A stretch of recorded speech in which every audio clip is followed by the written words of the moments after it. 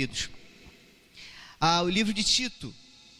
Queridos, nós vamos ver aqui que essa carta que Paulo escreveu a Tito é uma carta bem peculiar, a começar pela introdução dela, bom? Mas antes de falar do texto, falar aqui do contexto da cidade, de falar de Tito, eu gostaria de ler com vocês o texto, tá bom? Hoje nós vamos ver do versículo 1 até o versículo 4, tá? Essa nova exposição do livro de Tito, versículo 1 ao versículo 4. Eu vou ler na NVI, se você, por favor, acompanhe na sua versão, tá bom? Diz assim a palavra do nosso Deus: Paulo, servo de Deus e apóstolo de Jesus Cristo, para levar os eleitos de Deus à fé e ao conhecimento da verdade que conduz à piedade. Fé e conhecimento que se fundamentam na esperança da vida eterna, a qual o Deus que não mente prometeu antes dos tempos eternos. No devido tempo, ele trouxe à luz a sua palavra por meio da pregação, a mim confiada por ordem de Deus, nosso Salvador, a Tito, meu verdadeiro filho em nossa fé comum. Graça e paz da parte de Deus Pai e de Jesus Cristo, nosso Salvador. Vamos orar, queridos? Deus, mais uma vez, nós nos colocamos, ó Deus, em disposição, disponíveis ao Senhor, unidos ao Deus nessa fé comum, crendo que o Senhor é o nosso Salvador, Jesus Cristo, crendo que o Espírito Santo de Deus está falando no nosso coração, e sabemos, ó Deus, que somos falhos, limitados, mas Senhor, não leve em conta isso, leve em conta a Tua palavra, leve em conta a obra que o Senhor já está fazendo na vida dos meus irmãos. Deus, por favor, fale, ó Deus, nesse tempo onde nós vamos estudar essa palavra, e eu peço ao Senhor que o Senhor fale ao nosso coração, em nome de Jesus, amém. Queridos, Tito é a personagem mais enigmática da história do cristianismo primitivo. Vendo um pouquinho o contexto do que está acontecendo aqui, Tito não aparece, por exemplo, no livro de Atos. Para você entender um pouquinho da cronologia, o Hernandes Dias Lopes falou o seguinte: Paulo sai de Roma, sua primeira prisão, passa em Éfeso, deixa Timóteo, passa na Macedônia, escreve a primeira carta de Timóteo, passa na ilha de Creta e deixa Tito como representante. Depois ele vai para Nicópolis, onde se encontra com Tito. Troade, onde ele é preso, vai para Roma, de Roma vai para o martírio e por fim vai à presença de Deus. Creta era uma ilha estratégica, porque nessa ilha tinha aproximadamente 100 cidades. E aí, interessante, né? Lendo isso aqui, eu vi em 2 comentários isso, né? A palavra sincretismo vem justamente dessa região, que era uma cidade onde as igrejas queriam ter assumiu o lugar principal. Então tinham, várias cidades, e elas entravam em conflitos e queriam assumir o lugar principal. E elas só se uniam quando um inimigo comum ia atacar aquela ilha. Então elas se uniam, e aí então surgiu a palavra sincretismo. Interessante isso. E Paulo, ele deixa então uma igreja ali nessa cidade. E queridos, um filósofo, nós vamos falar um pouquinho dele lá na frente, tá bom? Mas ele fala o seguinte sobre esses cretenses: cretenses sempre mentirosos, feras malignas, glutões preguiçosos. Esse era o perfil da galera que morava nessa cidade. Paulo então, ele chama Tito e ele coloca Tito ali com uma função específica. Agora, quem era Tito? Tito, ele era um gentio, grego, provavelmente em Antioquia, e ele foi convertido por Paulo, né, através da pregação que Paulo pregou para ele. Ele não aparece no livro de Atos, mas é interessante que ele aparece 13 vezes. Olha que interessante, 13 vezes na literatura paulina. E Tito, você lê, né, a carta de 2 Timóteo, Tito, ele é aquele cara casca grossa. aquele cara para resolver os pepinos de Paulo. Paulo chama ele, dá uma função para ele. Por exemplo, Tito foi representante de Paulo para levar uma das cartas mais duras, que é a carta que nós conhecemos de 2 Coríntios, para ler e tirar dúvida da carta. Sabemos que quando uma pessoa levava uma carta naquela época, ele não só levava, entregava e saía correndo. Não, ele lia a carta e tirava dúvidas da carta. No entanto, foi uma situação tão difícil que Timóteo não conseguiu ficar naquela igreja, e então Tito foi para ajudar nesse sentido. Tito foi escolhido também para pegar as ofertas da igreja de Corinto e levar aos cristãos pobres da Judéia. Tito também foi alguém que trouxe consolo ao coração de Paulo. Olha que interessante, 2 Coríntios 7, 6 diz o seguinte: Deus, porém, que consola os abatidos, consolou-nos com a chegada de Tito. Aqui ele é representado como um amigo chegado, um companheiro, de confiança, um genuíno discípulo, um filho na fé. E a última menção que nós vemos de Tito está lá em 2 Timóteo 4, diz o seguinte: pois Demas, amando este mundo, abandonou-me. Ele foi embora, foi para Tessalônica. Crescente foi para a Galácia e Tito para a Dalmácia. Queridos, nós vamos ver aqui nessa carta a função, qual era o objetivo de Tito naquela ilha. Ele tinha uma tarefa, ele tinha que escolher presbíteros naquelas igrejas. Você já passou por uma situação onde você tinha que escolher alguém para liderar as pessoas? Liderar alguém, um grupo de trabalho, por exemplo. Pensa no seu trabalho. Agora, pensa na igreja do Senhor Jesus Cristo. Pensa na responsabilidade que Tito tinha de escolher presbíteros para aquelas igrejas. Era uma tarefa muito difícil. Falando um pouquinho então do conteúdo dessa carta, Martinho Lutero ele diz o seguinte: olha só dessa carta, olha que interessante. Esta é uma epístola curta, mas é um modelo de doutrina cristã. Nelas estão ensinadas de forma magistral todas as coisas que são necessárias para um cristão conhecer e viver. John Stott diz que o seu objetivo, Tito em Creta, é assegurar que o evangelho seja o eixo do cotidiano da igreja. O evangelho tinha que fazer parte da igreja, tinha que sair da liderança, partir da liderança, ir para as casas e também influenciar as igrejas. O propósito dessa carta, nós vemos que o propósito, quando a gente vai ler, entender um pouquinho, conforme a gente for lendo e estudando essa carta, nós vamos ver que o propósito dessa carta, quando Paulo escreveu, era guiar Tito no papel de levar a igreja cretense à maturidade, levar essa igreja à maturidade. Como? Pelo desenvolvimento de uma liderança e a promoção de um estilo de vida condizente com a doutrina cristã. É por isso, queridos, que quando eu escolhi o tema dessa mensagem, dessa série, eu escolhi crescer. E coloquei uma plantinha ali. Por quê? Porque é um crescimento orgânico, um crescimento onde você cresce nutrido pela palavra de Deus. Paulo tem um propósito para esse irmão, Paulo tem um propósito para essas igrejas. Ele escreveu essa carta e então designou esse homem para levar essa carta a esses irmãos. Tá bom? Nós vamos ver nessa carta então a autenticação apostólica. Paulo estava credenciando. Sabe quando você vai tirar sua carteira de motorista? Tem que passar por uma prova. Você precisa ter, para dirigir você tem que ter o quê? Eu espero que você tenha a carteira de motorista.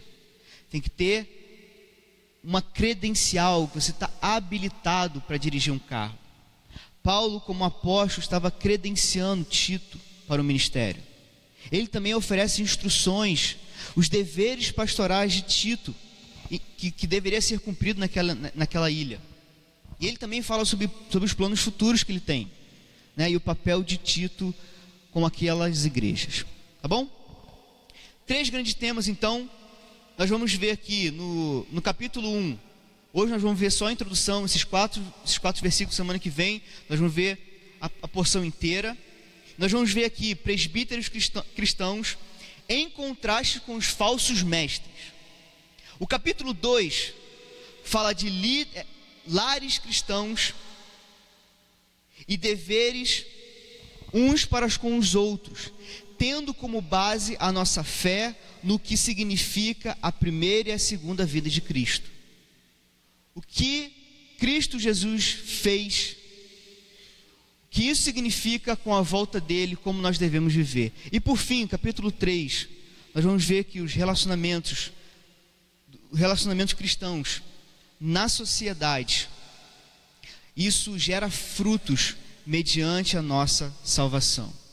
Porque nós somos salvos diante da sociedade, como o mundo olha a igreja, como o mundo vê você no seu trabalho, na sua faculdade, na sua escola, então isso gera frutos para a glória de Deus. Queridos, de forma bem resumida, e eu estou gastando um tempinho aqui falando um pouquinho dessa carta, desse contexto, antes de entrar de fato no texto, porque é importante a gente entender qual é o propósito disso tudo, qual é o propósito disso para a minha vida e para a sua vida. Nós vamos ver a doutrina e o dever na igreja, a doutrina e o dever no lar, a doutrina e o dever no mundo, na igreja, no lar e no mundo. Amém? Vamos lá. Eu quero que você saia daqui essa noite entendendo de fato o que essa carta tem para te ensinar. Então, como uma mensagem geral, e aí eu pego do Carlos Oswaldo, que ele deixa aqui como uma mensagem desse livro, ele fala o seguinte: estabelecendo igrejas maduras, as quais a doutrina é confirmada pela vida. Queridos, quando nós olhamos para a igreja, quando nós olhamos para nós, Ibacem, eu te pergunto, a doutrina, ela é confirmada com a nossa vida? Aquilo que pregamos, aquilo que estudamos, isso é testificado com o nosso testemunho de vida? Depende. Para isso ser confirmado na igreja, igrejas maduras, isso depende de uma liderança espiritualmente qualificada e a prática de boas obras por parte de cada crente por meio da graciosa capacitação de Deus. Líderes, nós temos falado muito sobre discipulado na igreja, temos trabalhado isso na igreja porque cremos que se você é um líder, você precisa influenciar os seus liderados a viver de forma genuína, a testificar isso na sua vida, aquilo que nós ensinamos, aquilo que você, como uma influência na sua casa, nos seus filhos, no seu grupo de mais próximo da igreja, como isso é testificado na sua vida. Isso vem pela capacitação graciosa de Deus. Hoje à noite eu quero que você saia daqui com a seguinte frase: fortalecemos a nossa fé mediante o conhecimento da verdade, que mostra como viver uma vida de devoção a Deus garantida na eternidade. Por favor, preste atenção. Nós fortalecemos a nossa fé mediante o conhecimento da verdade. A fé que você tem,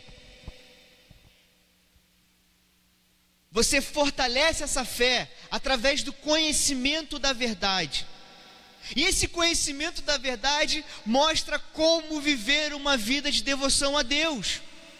Mas, queridos, isso vem da eternidade. Isso não vem nosso, isso não vem de você. Glória a Deus por isso, porque amanhã você vai estar desanimado.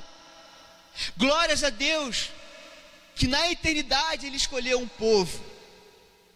Isso não vem de você, não depende de você, vem de Deus. Mas temos sim que nos esforçar, conhecer a verdade e fortalecer a nossa fé. Primeira porção então, versículo 1 e versículo 2, quero ver com vocês. Cremos e conhecemos, assim vivemos na expectativa da vida eterna. Queridos, olha para o texto, por favor. Olha aí para o texto, quero ver com vocês como que Paulo começa essa carta. Olha que interessante, como que Paulo começa essa carta aqui para Tito. Paulo a Tito. Ele começa assim? Não. Ele poderia muito bem começar assim. Seria fácil, olha, Paulo a Tito, graça e paz seja com você, amém.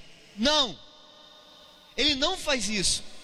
Ele faz isso de forma proposital. E essa introdução aqui, queridos, é uma longa introdução. Ela só perde aí para Gálatas e Romanos. Interessante, porque nessa introdução Paulo vai mostrar aqui uma direção para a igreja. Nesses 4 versículos, Paulo vai mostrar o que é importante para Tito entender, o que é importante para ele compreender, o que ele deveria ensinar para aquela igreja. E consequentemente, queridos, isso tem muito a ver com a minha vida e com a sua vida hoje. O que você precisa saber sobre Deus? Não foi à toa que Deus deixou essa palavra aqui para você. Então ele começa da seguinte forma: Paulo, servo de Deus e apóstolo de Jesus Cristo. É assim que está na sua versão? Olha aí para a sua versão, vê como é que ela está. Servo de Deus ou escravo de Deus. Servo e escravo é a mesma coisa. E naquele contexto, queridos, naquele contexto de escravidão, onde a escravidão era real, dá mais brilho quando a gente olha para esse texto, vê o que Paulo está falando aqui. É uma total dependência. Escravo de Deus é um título de grande humildade, representando alguém que foi comprado, possuído, dirigido por Deus. Queridos, no Antigo Testamento, Moisés e os profetas, muitos deles foram considerados escravos de Deus. O que Paulo está fazendo aqui logo no início? Ele está falando o seguinte: olha, tem falsos mestres e falsos profetas aí no meio de vocês, né? O grupo da circuncisão, eles gostam de olhar e observar as leis, mas assim como no passado Deus falou com eles, Deus também falou comigo, porque eu sou um escravo de Deus. Não só isso, ele também fala apóstolo de Jesus Cristo. Era um outro título de autoridade, designava especificamente os 12 e Paulo. John Stott diz o seguinte: que os apóstolos receberam do próprio Jesus Cristo um chamado, uma comissão, uma autorização, uma capacitação sem igual para ser seus inspirados mensageiros. Paulo era um escravo, era um apóstolo de Jesus Cristo, usado pelo Senhor. O Senhor Jesus Cristo deu essa autoridade para ele. Ele se coloca na posição de servo, mas também na posição de autoridade, para dizer o seguinte: olha, quem está escrevendo é aquele que recebeu do Senhor a instrução, então escute o que eu vou falar. Igreja do Senhor Jesus Cristo, preste atenção naquilo que o Senhor vai falar com você essa noite, através da palavra dele. Essa palavra, escrita pelo apóstolo Paulo, ainda fala muito aos nossos corações. E em nossos dias, queridos, tentam usurpar esse título de apóstolo. E isso significa, entre o meio evangélico aí, uma alta posição de hierarquia. Mas de hierarquia, de prestígio, de poder. Porém, esse título, para os apóstolos, envolvia sofrimento, morte e exílio. Agora, Paulo tem um objetivo em falar isso: servo e apóstolo, porque o seu ministério relacionava-se com os eleitos de Deus. Paulo está dizendo que o seu propósito é servir a fé dos eleitos e promover ou nutrir a fé que os eleitos de Deus, no pleno conhecimento da verdade, segundo a piedade. E queridos, quando ele fala que eleitos de Deus, são aqueles que pela graça de Deus foram escolhidos para a salvação antes da fundação do mundo. E que hoje exerce uma fé através do Espírito Santo de Deus que os convence. para levar os eleitos à fé. O objetivo, levar a fé salvadora àqueles que foram escolhidos por Deus. O apóstolo anuncia o evangelho a todos, confiando que os escolhidos de Deus, os eleitos de Deus, responderão a essa fé. É isso que ele faz. Não são as articulações linguísticas ou para fazer o povo crer.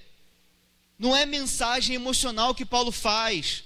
Paulo prega o evangelho, de modo que aqueles que são de Deus, escolhidos por Deus, vão ouvir o chamado e vão responder com fé, vão crer com fé. E essa fé, queridos, é a fé que tira da morte para a vida. E é muito interessante porque Paulo começa logo no início falando sobre isso. Porque a nossa eleição está enraizada no solo da graça. Foi Deus quem nos escolheu, não nós escolhemos a Ele. Pelo contrário, Deus nos escolheu não porque previu que iríamos crer em Cristo Jesus, mas porque em Cristo e porque Deus nos escolheu em Jesus Cristo, nós cremos em Jesus Cristo. A eleição, e essa frase que tirei do Hernandes Dias Lopes, ele fala o seguinte: a eleição é a mãe da fé. A eleição é a mãe da fé. A fé não é a causa da eleição, mas a fé é o resultado. Fé é o resultado. Olha para mim. Queridos, pense em quem você era. Pensa onde você estava. Pensa de onde Deus te tirou. Pensa como você vivia. Vocês estavam mortos em suas transgressões e pecados. Nosso status diante de Deus era morte, longe da glória de Deus, rebeldes, totalmente injustos. Estávamos sem vida. Não tínhamos o desejo de mudar, nem a habilidade para mudar. Queridos, pregar para nós era como pregar cadáveres. Sem a palavra de Deus não tem transformação. De sorte que a fé vem pelo ouvir, e ouvir pela palavra de Deus. Mas essa morte não é o fim da história. Você e eu estávamos mortos. Vivíamos seguindo nossos desejos, nossos prazeres, satisfazendo os desejos da nossa carne. É impossível o homem sozinho encontrar Deus. É impossível. Por isso que Jesus Cristo vem. Por isso que Paulo continua o texto, mas dizendo: mas Deus, que é rico em misericórdia, com muito amor com quem nos amou, estando nós mortos em nossos pecados e delitos, nos vivificou juntamente com Cristo. Pela graça vocês são salvos. Estávamos mortos, mas Deus nos ressuscitou. Ele soprou em nós o seu Espírito, nosso coração, e deu-nos novo nascimento.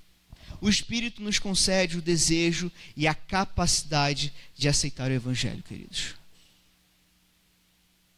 Meu irmão e minha irmã, a pregação do Evangelho, a mensagem da cruz, é real porque ela traz vida àquele que está morto.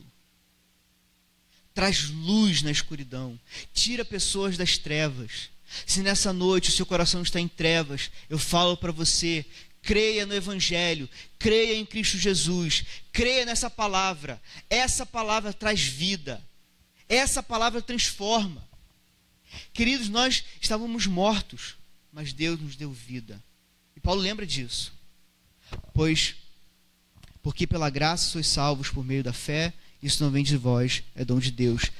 Não vem de obras, para que ninguém se glorie. E aí você pensa: Macário, por que então que Deus ele escolhe, por que ele continua levantando pessoas para pregar, já que ele sabe as pessoas que vão pregar? Isso é um desincentivo à missão? De maneira nenhuma. Paulo ele estava convicto disso. Ele sabia que Deus tinha eleitos e por isso ele pregava. Por isso que nós temos essa mensagem. Por isso que nós devemos pregar, porque nós não sabemos aqueles que Deus vai chamar. Por isso devemos insistir com as pessoas que estão próximas a nós, orar por elas, falar do evangelho. Nós não sabemos o destino dela, nós pedimos ao Senhor para que o Senhor mude o coração, para que a palavra do Senhor entre, mas isso não convém a você fazer. Isso vem do Senhor.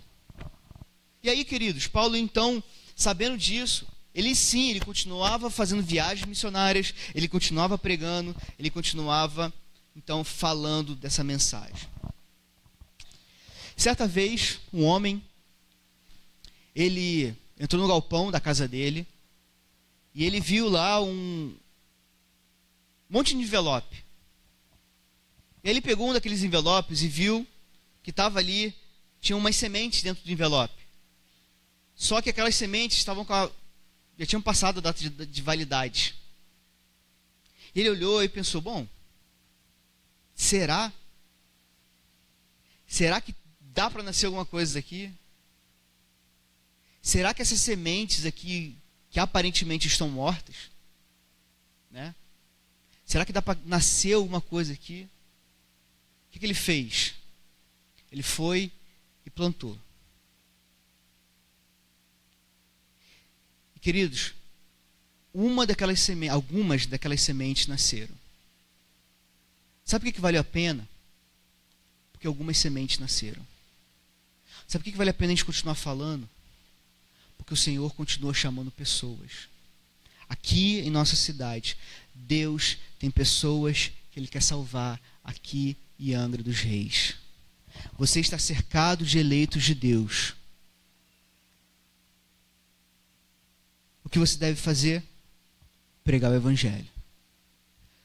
Deus, no tempo certo, na hora certa, no momento dele, vai fazer germinar essa semente. Sabe qual é o nosso maior impedimento de anunciar a Cristo Jesus?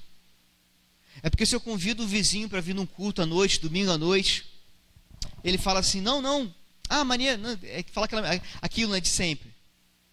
Não, vou aparecer lá, tamo junto, conta comigo. Vou lá, tranquilo. Nunca vem.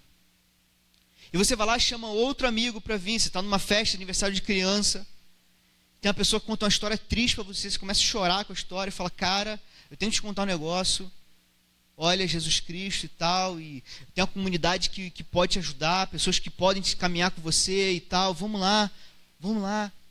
E a pessoa vem, mas ela não continua. E então você pensa, cara, não vale a pena pregar o Evangelho. Não vale a pena. Não vale a pena pregar para aquelas pessoas que nem sabem quem pregou o Sermão do Monte. Queridos, isso é real, tá? Alguns não sabem quem pregou o Sermão do Monte. Não vou falar que foi os adolescentes que não sabem, mas para não envergonhar os adolescentes. Mas Paulo entendia isso e ele viveu dessa forma. Ele viveu para despertar a fé dos eleitos, pregando o Evangelho a todos sem discriminação. Uma pergunta para você pensar aí, tá bom? Para você levar para casa entendendo isso. Quem mora no seu bairro? Quem são os seus vizinhos? Seus colegas de trabalho, seus colegas de escola, os seus amigos pessoais? Quem conserta o seu carro? Quem dá aula para o seu filho? Quem te dá aula, adolescente, jovem, junior que está aqui? Com quem que você treina? Quem faz parte do seu time de futebol? Quem corta o seu cabelo? Quem faz sua unha? Quando você está sentado lá, em vez de você falar de novela, pelo amor de Deus, fala do Evangelho. Fica atento àquelas pessoas que estão ali na sua frente, sedentas para ouvir a mensagem do Evangelho. Quem te atende no caixa do supermercado? Você conhece as pessoas pelo nome? Queridos, a fé dos eleitos é promovida por meio da pregação da palavra. Essa noite, eu estou aqui pregando para vocês, falando o seguinte: abra a boca e pregue o Evangelho. Fale daquilo que você crê. Aproveite as oportunidades.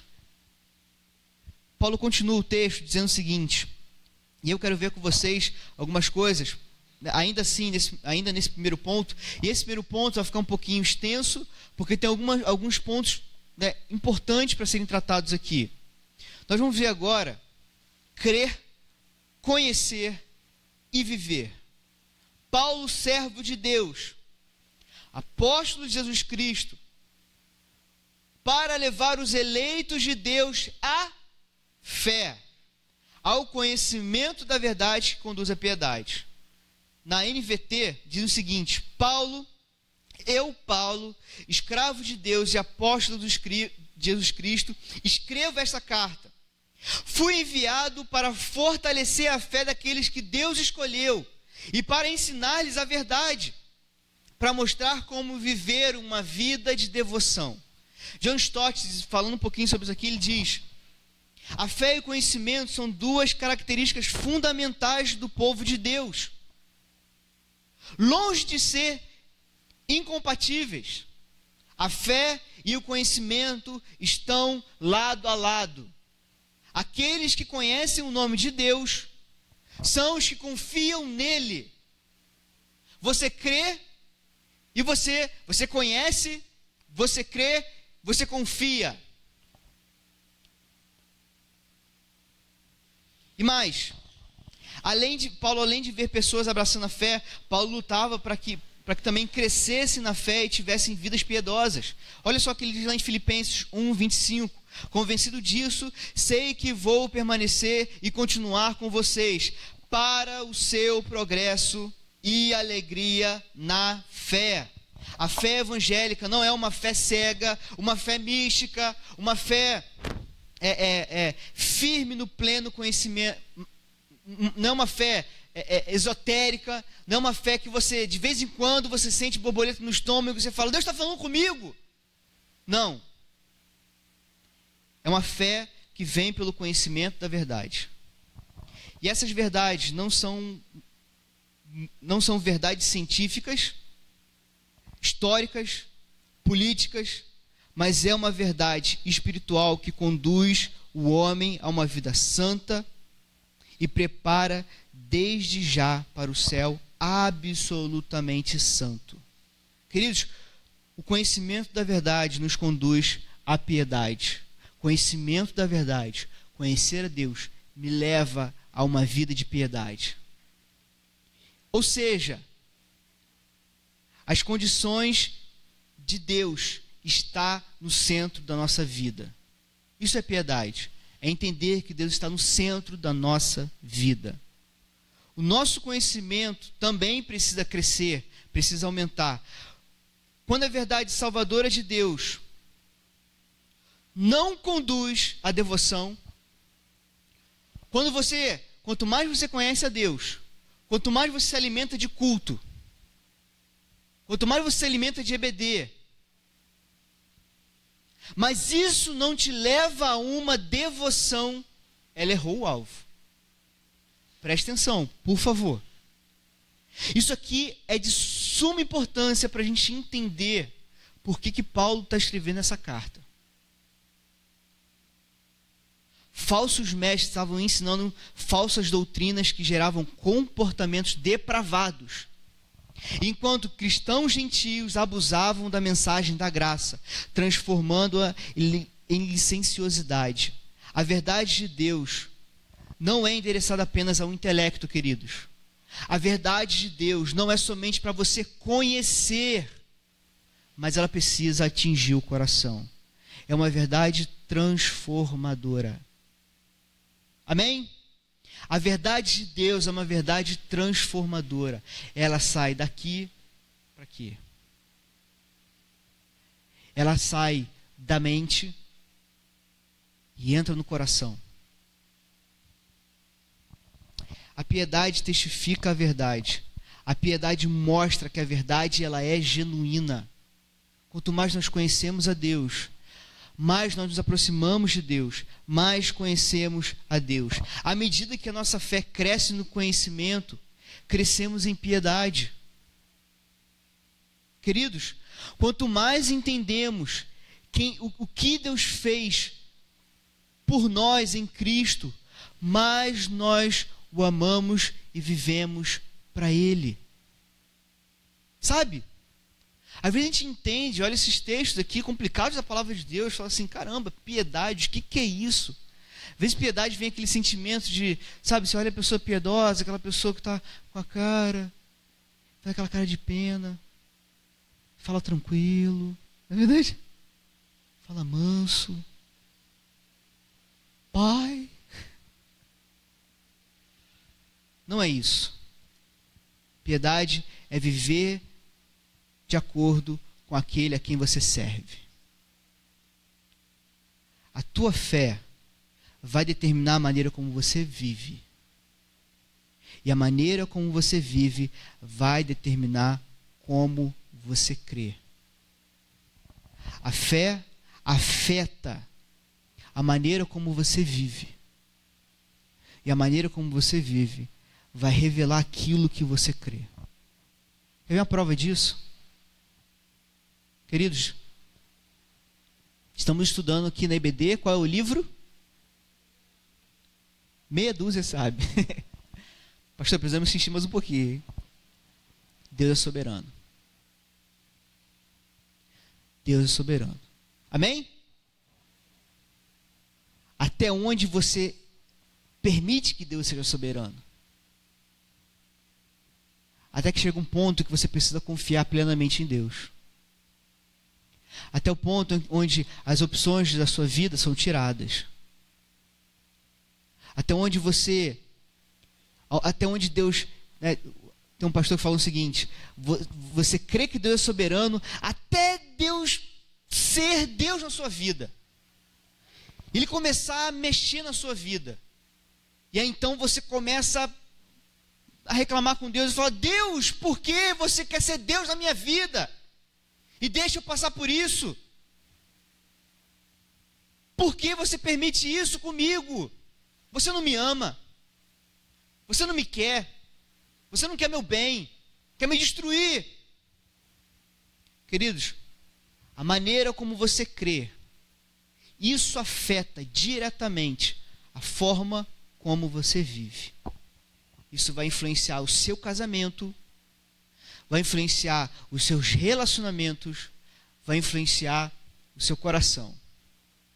Porque as suas convicções te levam a expressar de fato no que você crê.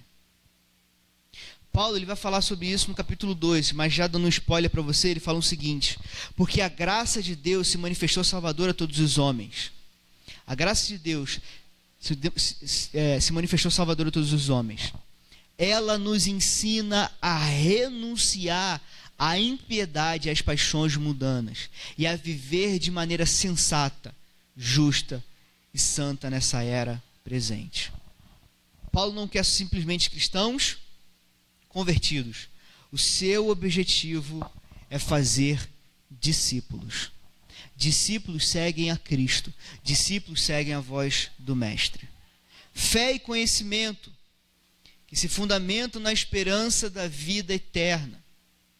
E aí, queridos, vem um outro aspecto desse primeiro ponto que fala o seguinte: a vida cristã, ela é baseada, ela está envolvida com a eternidade. Cara, isso é maravilhoso. Deus, nós vamos ver isso aqui. Deus planejou no passado aquilo, né, aonde você vai viver com Ele na eternidade, e isso é manifesto aqui no presente, na revelação de Jesus Cristo. Essa palavra aqui, esperança, ela aparece no Novo Testamento 52 vezes. E normalmente essa palavra esperança ela tá em conexão com Deus, com o mediador e com os crentes. Deus é o autor da esperança. Ponto 1. Deus é o autor da esperança. Deus que dá essa esperança. Pois Ele é o Deus da esperança. O propósito da esperança é oferecer aos crentes a vida eterna. Vida eterna é a promessa de Deus, não uma mera expectativa humana. Queridos, por favor, Olha aqui. Olha de novo para esse texto. Fé e conhecimento que se fundamentam na esperança da vida eterna. A vida eterna, queridos, não é algo vago, uma possibilidade humana, mas é uma garantia divina. Por que eu estou falando isso? Porque a fé leva à esperança, e a esperança ela sustenta a nossa fé. Quanto mais confiamos em Jesus, mais confiante será a nossa esperança. Quanto mais confiante a nossa esperança, mais fácil será enxergar, além das circunstâncias do momento, se confiar em Jesus. Simples assim.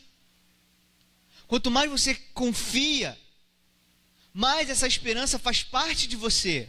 Quanto mais você crê em Jesus, e quanto mais você pensa, você tem essa esperança da vida eterna, mais você crê e coloca isso diante de Deus. A esperança da vida eterna, ela é tão bem fundamentada que a fé e o conhecimento se firmam nela. Deus prometeu antes do início do tempo. Agora, Deus fez essa promessa, Ele que fez essa promessa, Deus que fez a promessa, Ele não mente. Nós, seres humanos, mentimos, contamos mentiras, falamos meias verdades, não é verdade? Você vai lá? Não.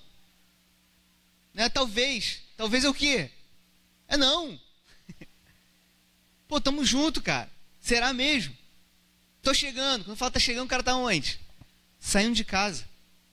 Nós aceitamos essas mentiras, na verdade, a gente chama de mentiras brancas. Cara, isso é mentira. Nós mentimos. Né? Se não fosse o Senhor em nossa vida, misericórdia de nós. Agora, Deus que fez essa promessa, Ele não mente. Os cretenses, né, eram cretinos, porque eles eram mentirosos. Mentirosos. Agora, Deus que fez essa promessa, Ele não mente. Por quê? Porque não pode mentir. Ele não pode negar-se a si mesmo. Deus, Ele garante a vida eterna, porque a vida eterna está petrificada em seu caráter.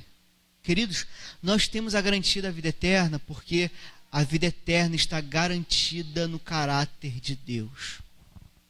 Eu e você temos a esperança da vida eterna porque Deus, que não mente, prometeu antes dos tempos eternos. Isso é maravilhoso. Queridos, qual é a sua esperança hoje? Como isso mudaria se nós confiássemos mais em Deus? Essa esperança de que Deus ele não mente, de que Deus ele não pode falar que vai dar uma coisa e não dá. Não faz parte do caráter dele. E é difícil, porque o nosso padrão é humano. É difícil a gente confiar nisso, porque nós acreditamos, né? E quando a gente fala de promessa, a gente lembra de quê? Primeira coisa que vem à tua cabeça quando fala em promessa: eu prometo que vou. Políticos. Deus ele não é político. Deus é Deus. E se Ele promete, Ele vai cumprir. Fé, esperança e conhecimento. Devemos cultivar a fé que se apega a Deus e a Cristo Jesus. E o conhecimento da verdade, que resulta na piedade e na esperança da vida eterna, que embora essa vida eterna seja futura, foi prometida e garantida por Deus no passado. É isso que Paulo quer ensinar a esses irmãos. E é isso que essa noite eu estou aqui falando para vocês, eu estou dizendo para vocês, ao longo dos séculos, essa mensagem preservada, Deus prometeu. Deus que não mente prometeu uma vida eterna para você. Deus que nutre a nossa esperança garantiu isso na eternidade, queridos. Isso não vem de você. Isso não depende de você. Foi uma promessa que Ele fez. Você, crente em Cristo Jesus, tem essa esperança da vida eterna em você. Por favor, não saia daqui sem entender isso. Não saia daqui essa noite sem que essa verdade não falhe o seu coração. A esperança que você tem, queridos, meu irmão e minha irmã, é uma esperança eterna, garantida por Deus. Paulo então afirma que a vida eterna foi garantida no passado. Mas para quem ele fez essa promessa? Ao olhar para nós, ele se alegra. O Pai se alegra no trabalho do Filho. Olha que interessante, Efésios 1, 4 a 6. Ele diz: como também nos elegeu nele antes da fundação do mundo, para que fôssemos santos e irrepreensíveis diante dele em amor, e nos predestinou para sermos filhos de adoção por meio de Jesus Cristo, para si mesmo, segundo o beneplácito da sua vontade, para o louvor da glória da sua graça, pela qual nos fez agradáveis a si mesmo no amado. Deus prometeu isso no passado, porque ele viu a obra do seu Filho consumada. Ele prometeu isso a ele mesmo. Deus prometeu ao Filho essa garantia da vida eterna.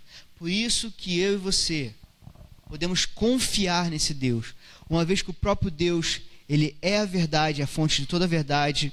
É impossível que ele diga algo que não seja verdade. Deus tem um compromisso com a sua verdade. Ele prometeu, ele vai cumprir. Amém? E qual que é a mensagem então revelada?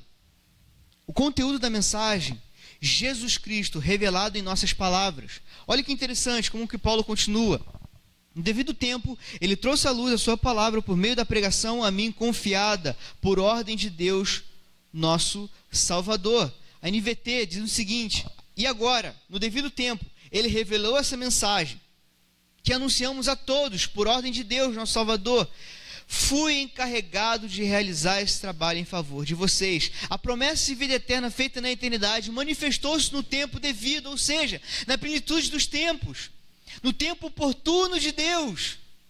Trouxe luz, manifestou, apresentou. A salvação apareceu na forma de Jesus. O conteúdo da proclamação é Jesus, o Redentor. Ele é a salvação, é a graça, a vida, a reconciliação, a verdade. Ele é a palavra de Deus aos seres humanos. Deus manifestou a sua palavra mediante a pregação. Por intermédio da pregação, filhos espirituais são gerados de Deus e para Deus. A vida eterna é trazida à luz da pregação. Pessoas entendem a verdade de Deus pela revelação da palavra. E quem é a revelação da palavra? A revelação total, Cristo Jesus. Como nós podemos ver Jesus? Como eu e você entraremos em relacionamento com Deus? Queridos, pela mensagem que nós comunicamos. Quando pregamos o Evangelho, quando anunciamos o Evangelho, essa mensagem que foi prometida no passado, garantida para o futuro, essa mensagem se faz presente. Quando pregamos o Evangelho, a eternidade se introduz na história. Por isso que é maravilhoso. Quando nós pregamos a Cristo Jesus, Deus, ele é um Deus salvador. E ele dá o privilégio para a gente anunciar esse Evangelho. Quando fazemos o que ele manda, a eternidade se introduz na história e Jesus Cristo se torna real. Querido, quando você fala de Jesus Cristo, você permite que outras pessoas contemplem a eternidade diante dos olhos dela. Quando anunciamos a Jesus Cristo, nós estamos expondo a eternidade diante dos olhos daquelas pessoas e diante dos nossos olhos. Por quê? Porque Jesus Cristo é essa mensagem anunciada. É pela obra de Cristo Jesus. É porque nós cremos, que confiamos em Deus, cremos em Deus, nós vivemos para Deus. Temos uma vida diante de Deus. Então Paulo termina da seguinte forma: a Tito, meu verdadeiro filho em nossa fé comum, graça e paz da parte de Deus e de Jesus Cristo, nosso Salvador. Se você é um leitor atento, você vai entender aqui, olha que interessante. No versículo anterior ele fala assim, da ordem de Deus, nosso Salvador. E aqui ele fala, Jesus Cristo, nosso Salvador.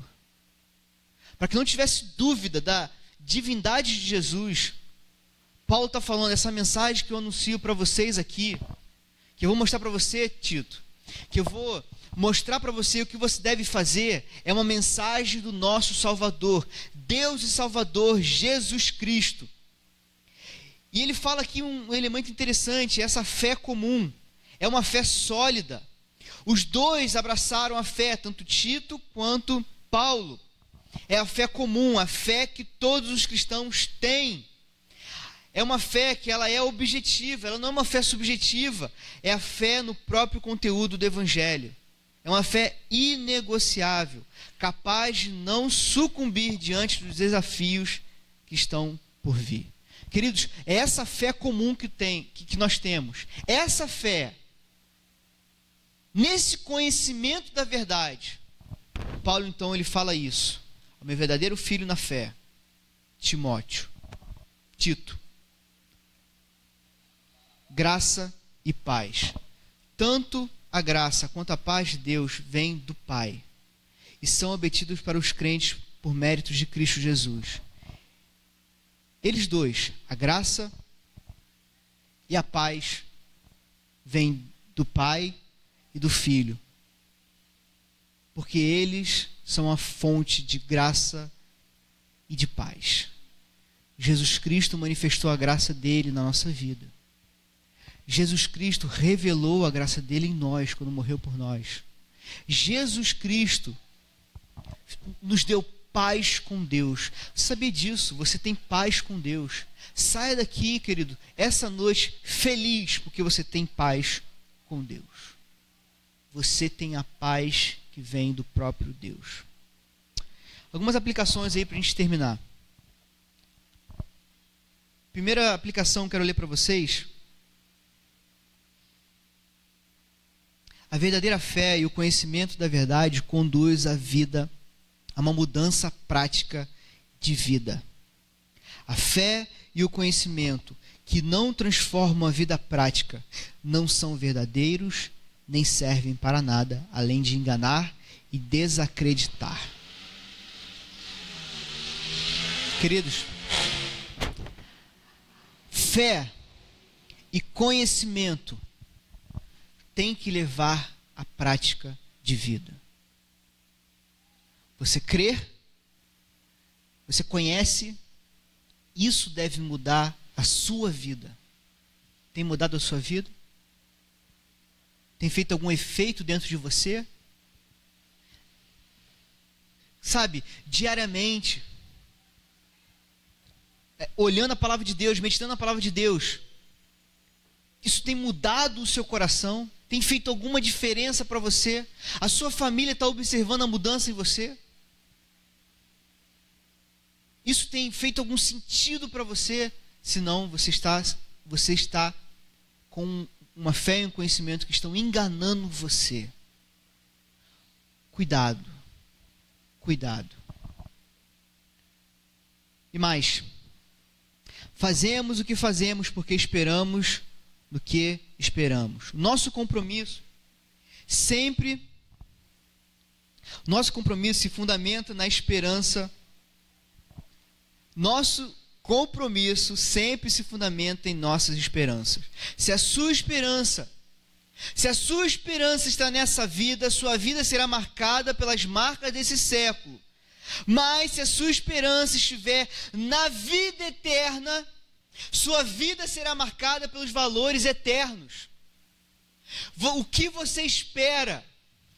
Em que você espera? Isso vai mostrar como você vive. Cuidado. Creia nessa mensagem. Deus prometeu, Deus vai cumprir.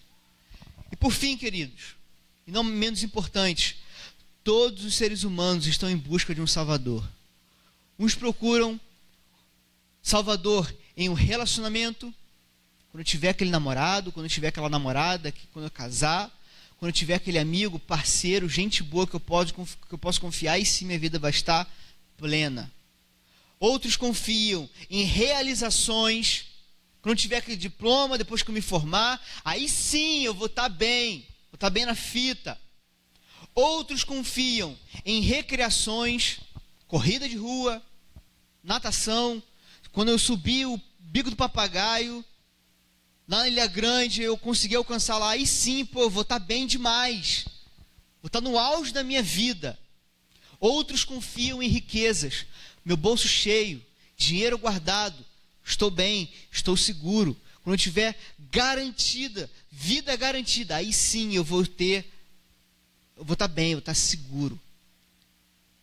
O que você tem segurado? Qual o seu Salvador que tem ganhado o seu coração? Em que você tem confiado? Alguns querem ser salvos pelo Estado. Sabe aquela obra que está na tua rua lá, que é cheia de buraco? Né, pastor Léo? Esperando. Você espera que algo vai mudar e mudou o governo. Glória a Deus, olha, aleluia. Vai mudar minha vida. Outros esperam o mercado melhorar, as finanças, na verdade. Angra dar um up aí, começar a vir trabalho, começar a surgir emprego. Outros confiam em sentimentos, quando eu for amado, quando eu for aceito, quando as pessoas pararem de me julgar. Outros pelos compromissos. Mas, queridos, por favor, preste atenção. Apenas nosso Deus, Jesus Cristo, pode nos salvar. Porque Ele é Deus e Ele é Salvador. Cremos nele, confiamos nele, isso leva a uma prática de vida. Vamos orar. Senhor, muito obrigado, porque nós confiamos no Senhor. Nos ajuda, Deus, a viver isso na prática, Deus, por favor. Senhor, nós somos falhos e pecadores e miseráveis e carecemos de Cristo Jesus em nós. Precisamos fundamentar nossa fé em Cristo.